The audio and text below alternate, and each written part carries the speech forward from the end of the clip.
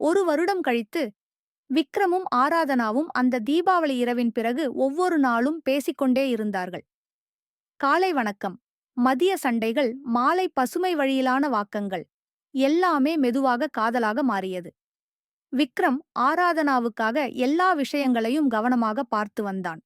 அவள் சிரிக்கும் போதுதான் அவன் வாழ்க்கை போகும் போல் இருந்தது. ஆராதனாவும் இதையெல்லாம் உணர்ந்தாள். ஒரு நாள் ஆராதனாவின் அப்பா மும்பையில் வேலைவாய்ப்பு கிடைத்தது. அவர்களுடைய குடும்பம் நகரம் விட்டுச் செல்ல வேண்டிய சூழ்நிலை ஏற்பட்டது. இதைக் கேட்ட விக்ரம் அசந்து போனான். ஆனால் தோற்றம் காட்டவில்லை. அந்த இரவு விக்ரம் வீட்டின் வெளியில் நின்று கொண்டிருந்தான். மேல் மாடியில் ஆராதனா நின்று விளக்குகளை அணைத்துக் கொண்டிருந்தாள். கடந்த வருடம் போலவே. விக்ரம், நீங்கள் நாளைக்கு கிளம்ப போறீங்களா? ஆராதனா, ஆமாம். ஆனா எனக்கு போக விருப்பமில்ல. விக்ரம், அப்போ ஒரு வழி இருக்கு.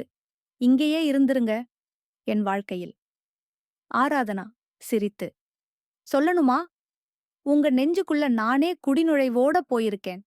விக்ரம் சிரித்தான். அவளும். 6 மாதங்கள் கழித்து ஓர் அழகான திருமண மண்டபம். பூங்காற்றும் மழைத் துளிகளும். விக்ரமும் ஆராதனாவும் புன்னகையுடன் மணமுடிக்கிறார்கள். சுற்றியுள்ள அனைவரும் சந்தோஷமாக பாராட்டுகிறார்கள்.